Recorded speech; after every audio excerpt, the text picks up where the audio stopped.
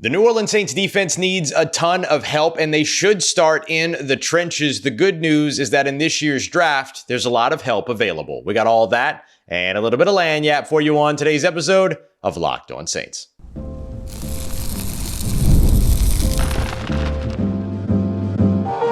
You are Locked On Saints, your daily New Orleans Saints podcast. Part of the Locked On Podcast Network, your team every day. What is good, Who Dat Nation and Who Dat family? I am your host, your friend, Ross Jackson, New Orleans native, your New Orleans Saints expert and credentialed member of the media covering those New Orleans Saints as the Saints beat writer over at LouisianaSports.net and Saints analyst with WWL TV. And on today's episode of Locked On Saints, it's officially mock draft season. So for this mock draft Monday, we're going to take a look at improving the run game with some fantastic options available in the middle of this year's draft. Round 4 becomes gives a real opportunity for some building blocks. We'll look at round 3 as well, taking a look at some mid-round playmakers the New Orleans Saints can land, and we're going to kick everything off with the top of the NFL draft, round 1, round 2, taking a look at how the Saints can rebuild their defensive line. We'll also dive into several other prospects in addition to the players that I'm selecting in this mock draft. So you're going to walk away from this draft having heard at least 30 names before it's all said and done. So enjoy. We got that coming up for you on today's show. We appreciate you very much as always, whether it's your first time or your next time,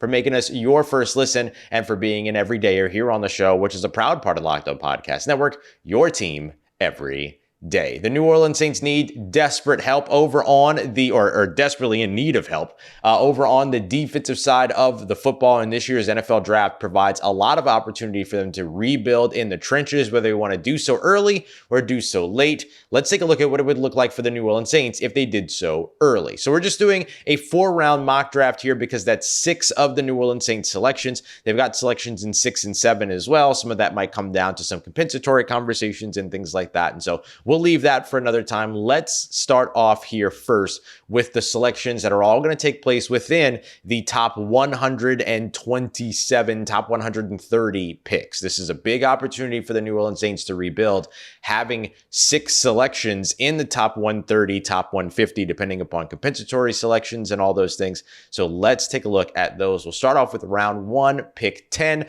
I went with Michigan defensive tackle Mason Graham. And then in round 2, pick 42, I went with Ole Miss edge rusher Princely Umanmielen. Now, if you've been listening to a show for a while, you know that I'm a big fan of Umanmielen, but let's take a look at why both of these guys make sense and who else was on the board and could potentially be a fit for the New Orleans Saints as well. Let me clarify one thing that I want to say before we go much further.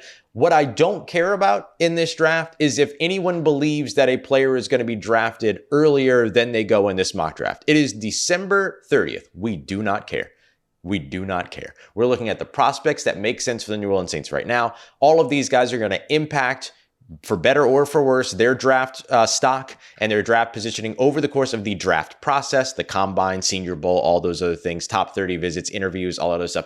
All of this is going to change. We're looking at the prospects that make sense for New Orleans. That's what we're focused on here. So Mason Graham at pick 10 was available in this mock. This was an easy selection for me. At 6'3", 310 pounds, 12 sacks during his time over at Michigan, as well as being a solid run defender as well. Amongst all P4, Power 4 defensive interior linemen with at least 200 run defense snaps, he ranked number 3 in run stop win rate. So 12% there. So you got a really good pass rusher here from the interior, as well as a good run stopper. Really hard to pass on here. His 12.9% pass rush win rate also was number 3 amongst P4 defensive ends, or defensive interior players, that had at least 300 pass rushing snaps. He's a majority of 3-tech pass rusher, lining up inside and in between those, the guard and tackle, as opposed to being a 1-tech guy that lines up over the center or in between the center and guard.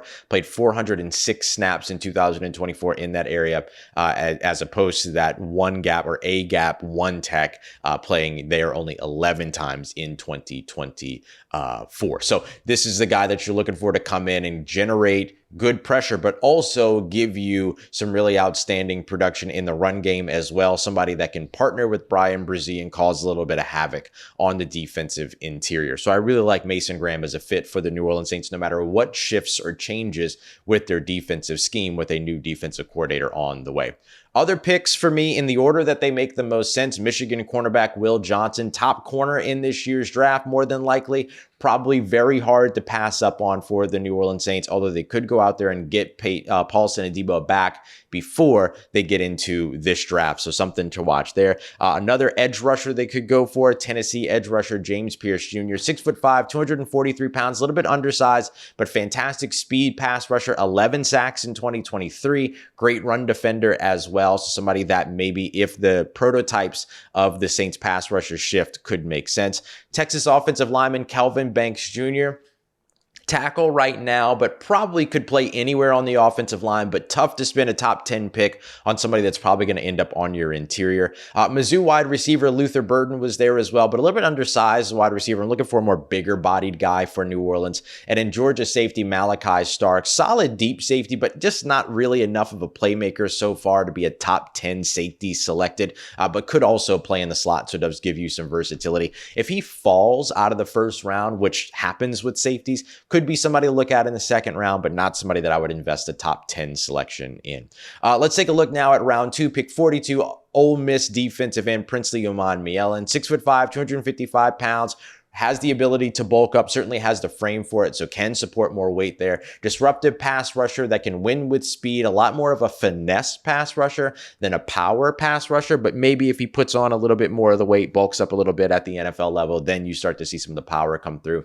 11 sacks in 2024 and has a clutch gene, has showed up in some big moments for Ole Miss over the course of his time. So great first step, really good burst, and then has a really lengthy stride as well, so he gets where he's going very quickly with the combination of speed, athleticism, bend, and long stride that he has. His 20.6 pass rush win rate was top 5 amongst Power 4 edge rushers with at least 250 pass rush snaps. So one of the top pass rushers in this year's class, outside of the number, like the round 1 guys, he's probably the top guy outside of the tier 1. So being able to get him at pick 42 in the second round would be huge for New Orleans. Other players that made sense here: Bowling Green tight end Harold Fannin Jr., 6'4", 250 plus pounds, just an absolute playmaker, 240 plus pounds, an absolute playmaker out in Bowling Green, one of the leaders in receiving yards across the country at tight end, would be a huge boost for the New Orleans Saints offense. But I have a way to address tight end a little bit later,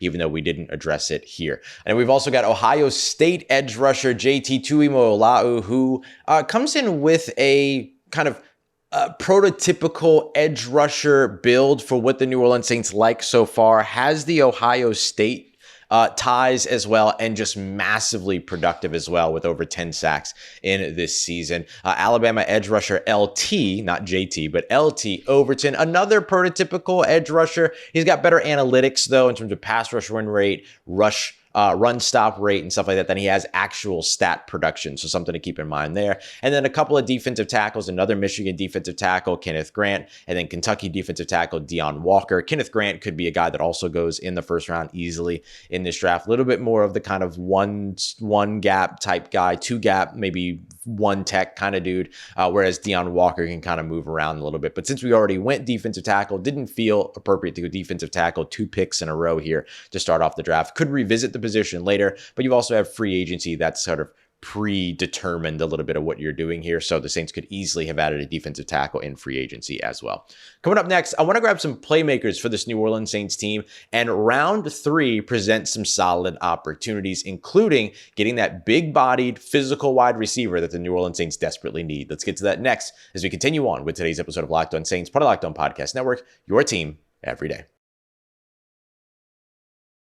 Today's episode of Locked On Saints brought to you by our friends over at Rocket Money, who can finally help you stop paying for all those unwanted subscriptions that you don't think you have, but that you totally have. I use Rocket Money as a part of all this, and for that in particular, getting rid of some unwanted subscriptions, and it was absolutely worth the time. Saved me quite a few bucks on some stuff that I completely forgot that I was paying for monthly. And so you can go and check out Rocket Money for that. You can also utilize some of the stuff. I love their goals feature, which allows you to set some financial goals for yourself, and then Rocket Money puts that money aside for you so you don't have to do so much of the monthly budgeting stuff. Just a nice little assistant tool there to make sure you are reaching those financial goals for yourself, for your family, for your future, whatever it is that you might be saving up for. All that, you can use Rocket Money to help you get there. So get rid of those unwanted subscriptions and reach your financial goals faster with the help of Rocket Money. Just visit rocketmoney.com/lockedon today to get started. That's rocketmoney.com/lockedon. On rocketmoney.com/lockedon.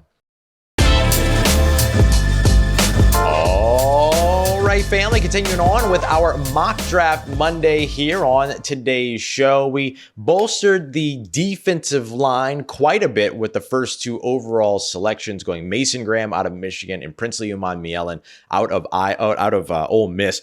And then we cover what we're trying to do here too is give you another 5 selections in as a part of it. So like, in this first round, we could have walked away with that as the pairing. We also could have gone with cornerback Will Johnson out of Michigan, and then doubled back to defensive tackle by going with Kenneth Grant out of Michigan as well. Or we could go edge rusher James Pierce and Kenneth Grant, right? Like, there's a couple different pairings that you can work out within all this. Another pairing that I actually really like in this kind of scenario that we're working on would have been James Pierce in the first round, get that 6'5", 243, really disruptive pass rusher out of Tennessee, and then turn around and grab Bowling Green tight end Harold Fannin to get you a playmaker over on the offensive side with the second round. Don't mind that either. You can go Will Johnson in that first round as well. So we're trying to just give you not just, hey, here's who I picked, but kind of open this up for you as well to look at the pairings that you might like. So if you like some pairings in the midst of all this or would go differently, feel free to let me know. Kind of want to make this a little bit more interactive because this Saints offseason is going to be long, arduous, and very eventful. So you might as well participate as well.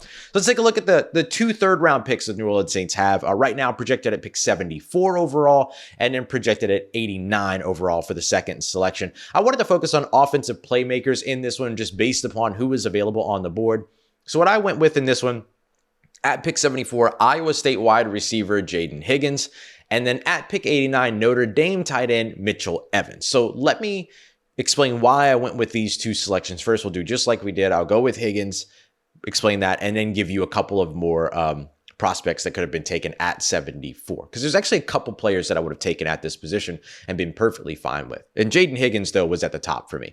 6'4", 215 pounds. We'll see what he actually measures in at the combine. But if he's 6'2" or 6'3", outstanding. It works just as well. It's if he goes up there and measures in at 6 foot that you become a little bit concerned. But 6'4", 215, 1,185 receiving yards and 9 receiving touchdowns over with Iowa State.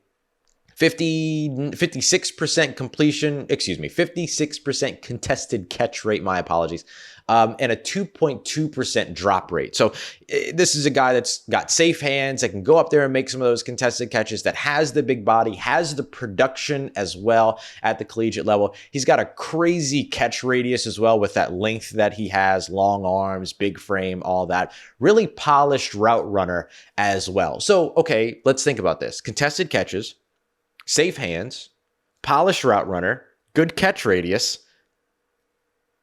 Kind of sounds like exactly what the New Orleans Saints are lacking at the wide receiver position in one additional player, right? You put this guy next to Rashid Shaheed, Chris Olave, and then maybe if you bring Marquez Valdez-Scantling back or something like that, that's pretty solid for you to be able to turn out a good wide receiver core that can complement one another, as opposed to being a little bit one note, which is what I think that we've seen so far in Clint Kubiak's offense with the wide receivers that he has available. If you can't win deep, you can't win so far in this offense. This is a guy that can go out there and win at all 3 levels, and that can go ahead and give you that big physical contested catch guy that can make those tough catches over the middle of the field. A couple of other players that would have made a lot of sense for me here.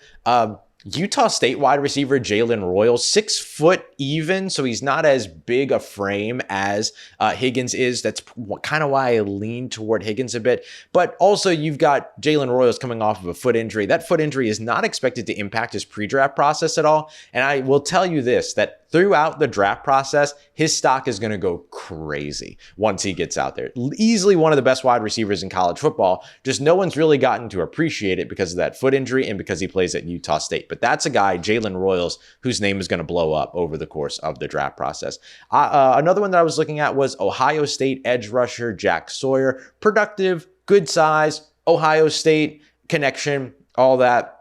Gives you a good pass rusher as well. I avoided him in this draft because I had already gone pass rusher with Princely Umanmielen, but as an alternative there. Another couple of wide receivers that I could have gone with, LSU's Kyren Lacy, who has the frame, 6'2", 200 plus pounds. We know you can say what you want about New Orleans and not drafting LSU players, everything like that, but like Kyren Lacy, like kind of checks the boxes. So definitely a name to know. Whereas Oregon wide receiver Tej Jones just comes in at way too light for me, around 170 pounds. So he's got the height, but the frame is just too small for me. I'm going to pass on that. And then another LSU player, tight end Mason Taylor, certainly an opportunity for the New Orleans Saints to finally dip into that LSU Tiger jar a little bit, because Mason Taylor would be a phenomenal addition for them. But I'm going to pass on the LSU guys right now, because if I take an LSU guy, then this entire mock draft becomes about the fact that I took an LSU guy instead of the actual mock draft. So I'm going to avoid them, but I'm going to leave them as options for you. But honestly and truly, for me, when it comes to it, Jayden Higgins, a better selection to me than Mason Taylor, knowing that that wide receiver pool does not run as shallow or runs more shallow than that tight end pool. Speaking of, Notre Dame tight end Mitchell Evans was my selection at pick 89 in the third round. 6'5", 260 pounds, very reliable blocker. He's got a lack of production when it comes to the passing attack at Notre Dame, but if you watch the tape, it's about the lack of passing attack that Notre Dame had as a whole more than it is about the actual issue, or an actual issue having to do with Mitchell Evans. He reminds me a lot of not Dalton Kincaid, but or Dalton Schultz, but he reminds me a lot of, there was an Ole Miss tight end that ended up in Buffalo. I can't remember his name at the moment. I'm sorry, but he reminds me a lot of him, to where there just wasn't that much production at Ole Miss when it came to the passing game and all that. And because of that, the tight end did not have a lot of production at all going into the draft, but he was still one of my favorite ones in that draft class because of the fact that he was somebody that showed you all the great things that he could do. Dawson Knox is his name. Thank you. Quick Google search saved my life there. Dawson Knox is the guy that I'm thinking about. But you watch the tape, he's wide open a bunch of times. He's doing great things in the passing game and all that. He's a solid route runner, good hands catcher, all that, but just didn't get the targets. That's a lot of what you see with Mitchell Evans as well. He's a classic. Don't worry about the numbers. Look at the tape guy. 85.7% contested catch rate. Great route runner for his size. He's another guy that's going to blow up throughout the draft process. If the Saints can land him in the mid rounds, that would be a solid selection at tight end for them. This one was like an obvious choice for me. Other options available here was Georgia offensive lineman Ernest Green III. Versatile offensive lineman, likely going to be a guard at his height. Could be a route that you could go there. Texas A&M running back Le'Veon Moss, 6 foot, 216 pounds, good vision, great speed, but season-ending knee injury. That's like an undisclosed injury, so I kind of pull back on that one. Ole Miss quarterback Jackson Dart. I'm not doing quarterbacks. And then a couple of other tight ends. Bryson Nesbitt out of North Carolina, good size, but questionable hands and questionable as a blocker as well. And then Gunnar Helm out of Texas, good size, solid receiving option, 6 touchdowns this season as well. Maybe somebody to look for there as another potential tight end to grab in the later rounds. So between the Penn State tight end, between Harold Fannin Jr., between Mason Taylor and Mitchell Evans, and then Gunnar Helm, there's some really good options for the New Orleans Saints at tight end, a position where I absolutely believe that they need some upgrades alongside Foster Moreau, and then continuing to see what they're able to get out of the other guys in that room. But I think adding to that room is really, really important for New Orleans. So a couple of playmakers that you can grab in the middle of this year's round, or in the middle of this year's draft. Up next, let's take a look at building up the run game in round 4. Yeah, we're going to look at the trenches for sure, but I think that there's a running back that makes a lot of sense for New Orleans here in round 4 that could be a solid selection and might put some other guys on notice. We got that coming up for you next as we continue on with today's episode of Locked On Saints, part of the Locked On Podcast Network, your team every day.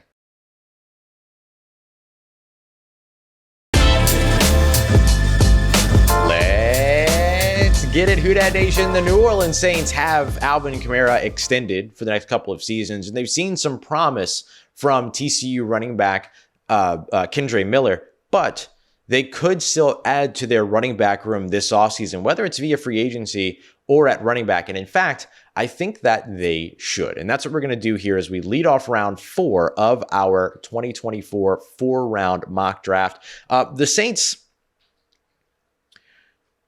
could be fine at running back if they have Alvin Kamara back, or they will have Alvin Kamara back if Kendre Miller can stay healthy. He went out the game with a concussion this past week against the Raiders. We'll see what that amounts to for his availability up against the Tampa Bay Buccaneers. Clyde Edwards-Helaire talked to me about how this was a dream come true for him and that he is indeed trying to put something on tape that will make the Saints consider bringing him back next season. Said that there's no place he'd rather play than the Superdome. Absolutely loved it. If you want to hear more from him, you can go and check out my piece over at LouisianaSports.net. He spoke with me exclusively after the game against the Raiders.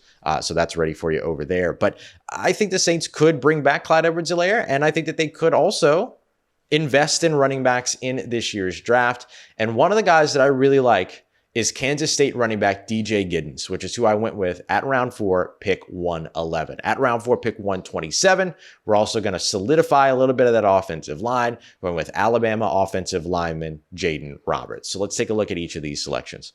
Let's start with DJ Giddens, the running back out of Kansas State, 6'1", 212 pounds, great size for a running back in today's NFL. 1,343, my dyslexia is hitting today. 1,343 rushing yards with 7 rushing touchdowns, a 4.14 yards per carry after contact number as well. Really, really good stuff there.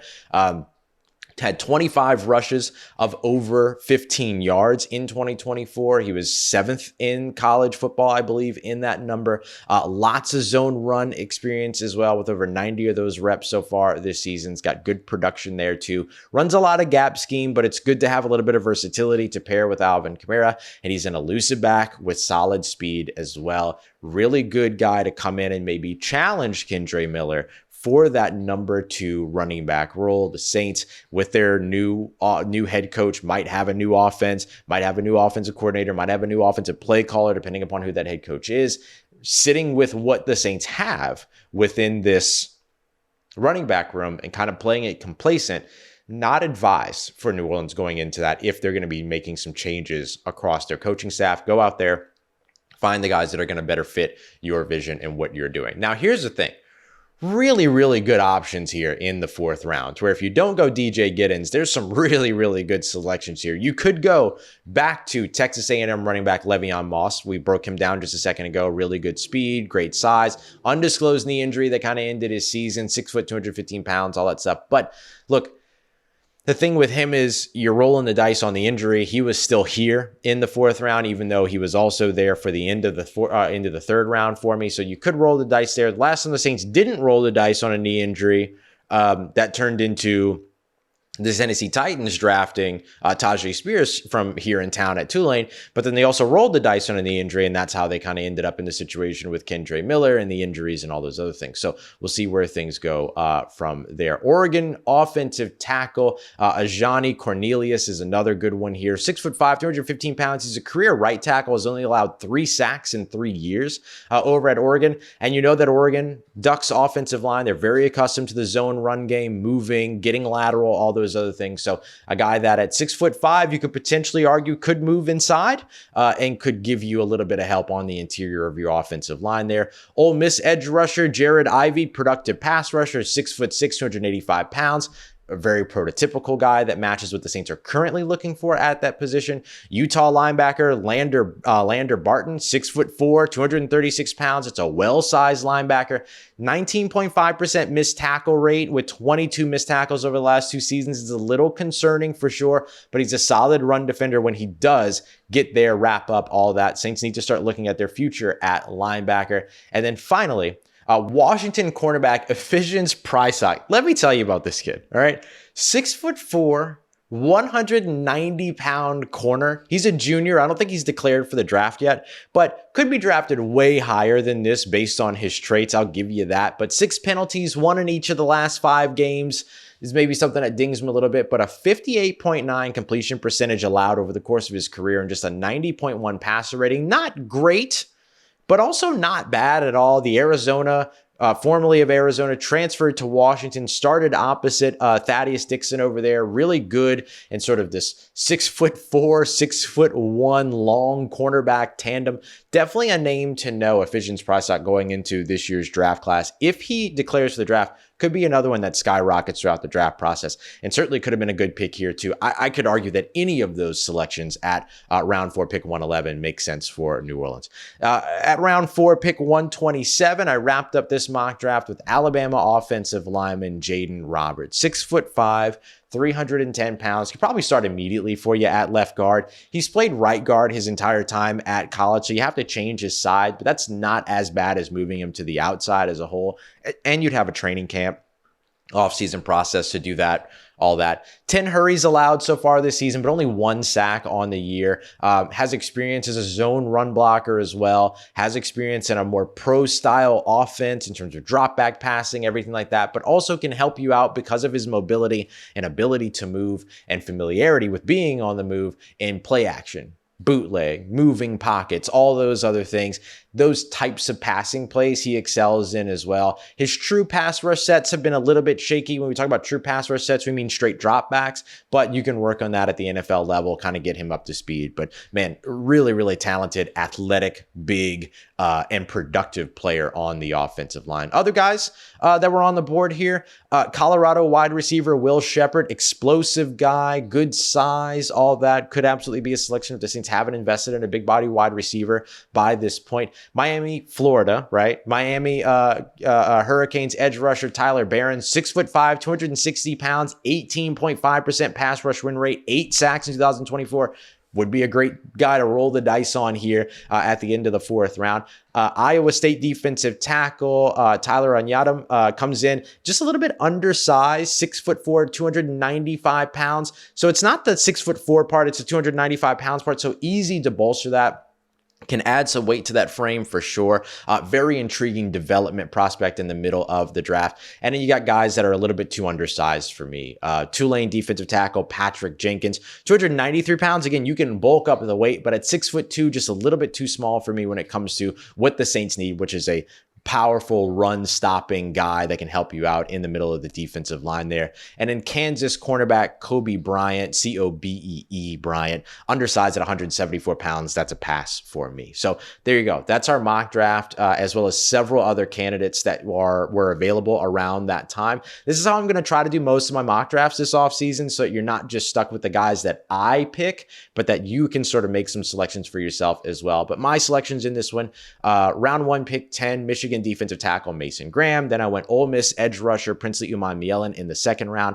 For the first of 2 third-round selections, I went with Jayden Higgins, the wide receiver out of Iowa State, followed up by Notre Dame tight end Mitchell Evans. Again, watch the tape. Don't look at the stats. Watch the tape on him. Running back DJ Giddens led off the 4th round, and then to close us out for this one, we went with Alabama offensive lineman, particularly guard Jayden Roberts. So let me know what you think, and let me know what others you might have selected in this draft and in what order as well. I'll try to get this published over at LouisianaSports.net as well with some of these alternative selections and all that.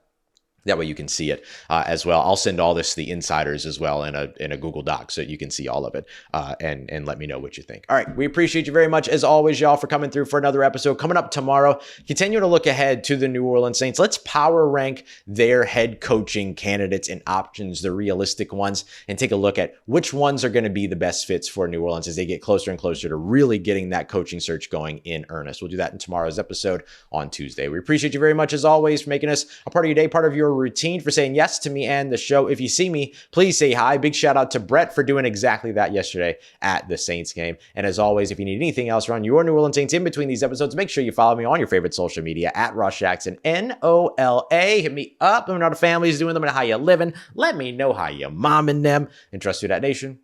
I'll holla at you.